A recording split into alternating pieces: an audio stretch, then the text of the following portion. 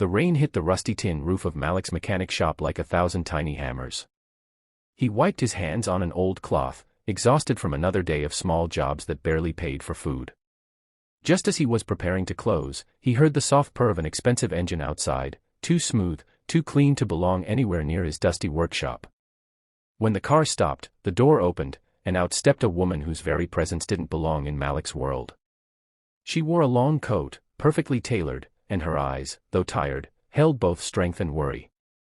From the back seat, she lifted out a little girl, frail, pale, and sitting in a small wheelchair. "Are you Malik?" the woman asked, her voice trembling slightly. "Yes," he replied, surprised. "How can I help you?" "I was told you fix things that others give up on." She gestured toward the wheelchair. It was damaged, crooked, almost falling apart. The girl's legs trembled with every movement, her fingers clutched the armrest tightly as she fought to steady herself. "My daughter can't move without this," the woman said softly. "And no mechanic in the city could repair it. They told me to buy a new one, but the model is discontinued." Malik crouched in front of the girl. "What's your name?" "Alina," she whispered, barely audible. He smiled gently. "Hi, Alina. Can I take a look?" The girl nodded. When Malik touched the wheelchair, he understood why everyone else rejected it. Its internal frame was bent, the gears were locked, and the support balance was completely ruined. Fixing it would be nearly impossible. Still, something in Alina's eyes made him want to try. The challenge begins. Inside the shop, Malik used every tool he owned. His hands worked with a speed and precision he didn't know he had. He tightened bolts, reshaped metal, rewired the electrical controls, and even sacrificed parts from his own old bike to reinforce the structure. Hours passed. Then midnight. Then 2 a.m. Through it all, the woman, whose name he learned was Zara, watched quietly, holding Alina who had fallen asleep in her arms. At 3:47 a.m., Malik stepped back. The wheelchair stood upright, strong, balanced, and shining under the workshop lights. He whispered, almost afraid to break the silence. "It's done." The miracle. Alina blinked sleepily as Zara placed her in the chair. Malik tightened a strap and adjusted the footrest. "Try moving forward," he said softly. Alina placed her trembling hands on the wheels and pushed. The chair moved, smoothly. Alina gasped. Zara's breath caught.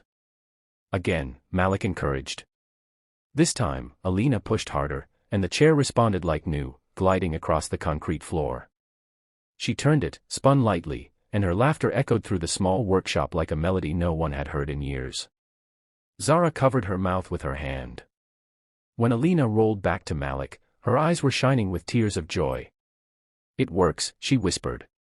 "It really works." Zara broke down.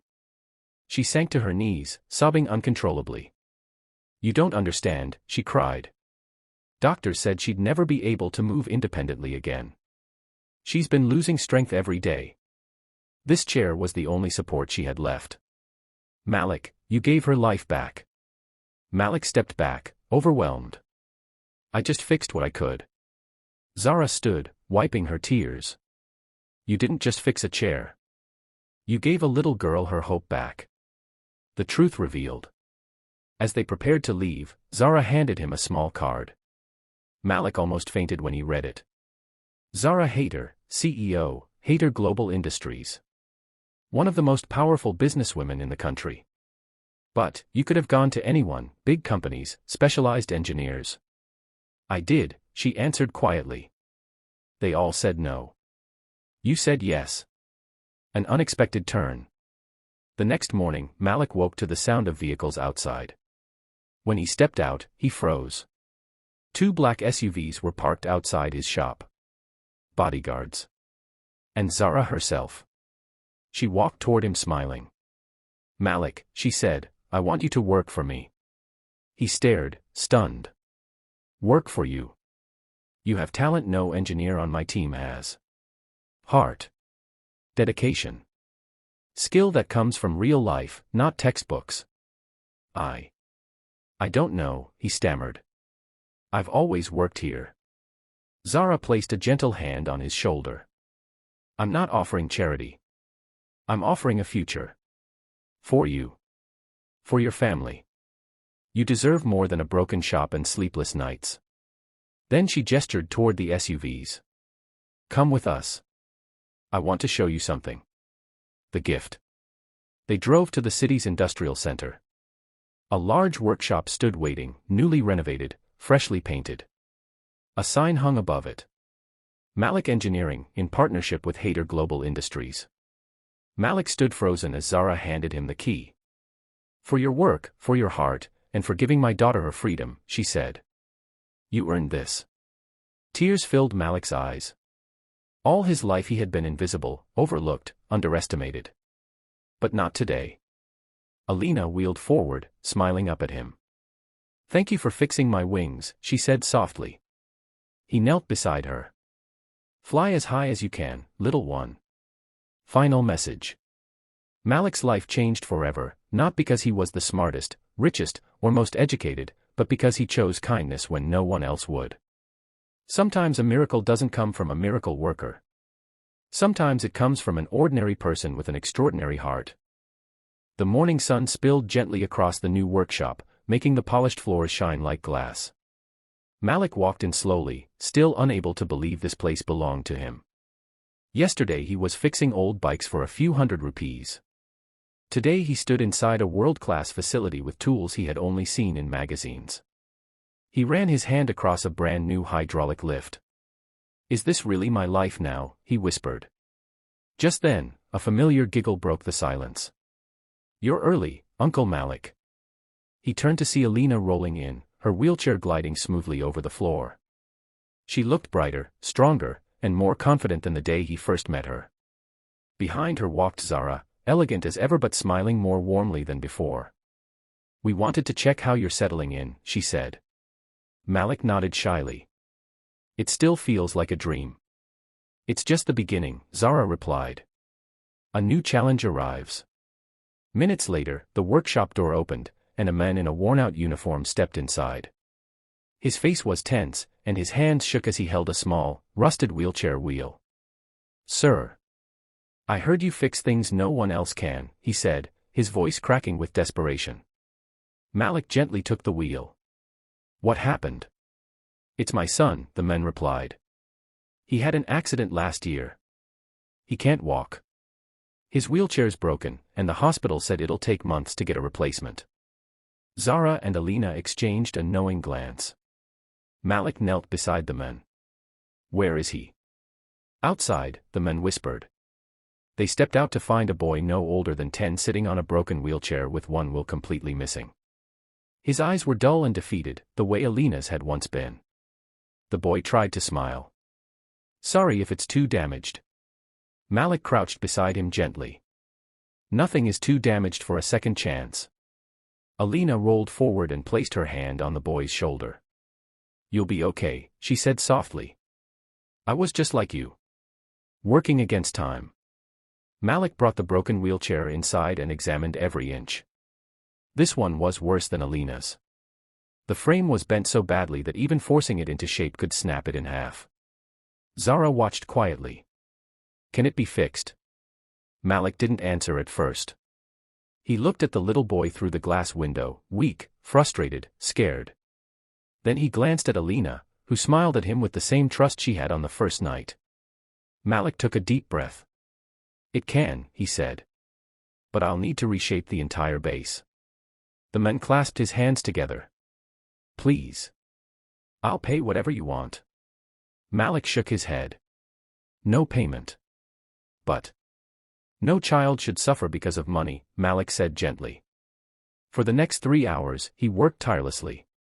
He welded the frame, straightened the rods, repaired the bearings, and built a custom wheel using spare parts from the workshop. Sweat dripped down his forehead, but he didn't stop. His hands moved with purpose, as if guided by something greater. Zara and Alina watched silently. Hope restored. At last, Malik stepped away from the chair. It's ready. The little boy entered the workshop with his father. Malik helped him sit gently, adjusting the back support and the straps. Try moving forward, Malik said. The boy hesitated, then pushed. The chair rolled, smoothly, without resistance. His face lit up instantly. "I can move. I can move, Papa," he shouted. His father broke into tears, dropping to his knees. He hugged his son tightly, unable to control his sobs. Zara covered her mouth as tears streamed down her own cheeks. Alina clapped happily. "See? I told you Uncle Malik could fix anything." Malik stepped back again, humbled. He never wanted praise. Seeing a child move freely was reward enough. A new reputation. Word about Malik's skills began to spread like wildfire. The next day, 3 more parents came. Then 5. Then 10. Some traveled from small villages, carrying broken wheelchairs, crutches, and walking frames. They didn't come to a billionaire hospital or a famous engineer. They came to a poor mechanic with a heart full of gold. Zara watched daily, amazed. She had seen many talented people in her life, but none who worked with Malik's sincerity. "You know," she said one evening as Malik locked the workshop, "you're changing more lives than you think." "I'm just doing what I can," Malik replied softly. "No," she said. "You're doing miracles." Something Malik didn't expect. One morning, Zara entered the workshop with a folder in her hand. Her expression was serious. "Malik, I want to talk to you," she said. He looked up from the wheelchair he was working on. "Is everything okay?"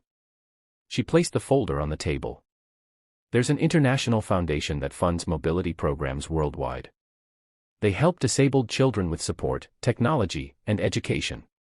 Malik nodded, listening. "They saw videos of your work," she continued. "They want you to lead a new national program." He froze. "Me? But I'm not educated enough. I'm not an engineer." "You're more than an engineer," Zara said firmly. "You have something they can't teach." He hesitated. "I don't know if I'm ready." Zara looked at him with the same expression she had on the night he saved her daughter. "You gave my child hope," she whispered. "Now let the world give you the chance you deserve." The chapter's end, a new beginning. That night, Malik sat alone in his workshop. He looked around at the tools, the shining floors, the repaired wheelchairs, and the pictures parents had sent of their smiling children. Then he looked at his own hands, rough, scarred, but capable of crafting miracles. For years, he had believed he was just a poor mechanic. But that wasn't the truth. He was someone who turned broken things into hope. Someone who gave children wings to move. Someone who made mothers cry with gratitude and fathers fall to their knees in relief. As the moonlight poured through the windows, Malik finally whispered to himself, "Maybe I am ready." And with that, the next chapter of his unbelievable journey began.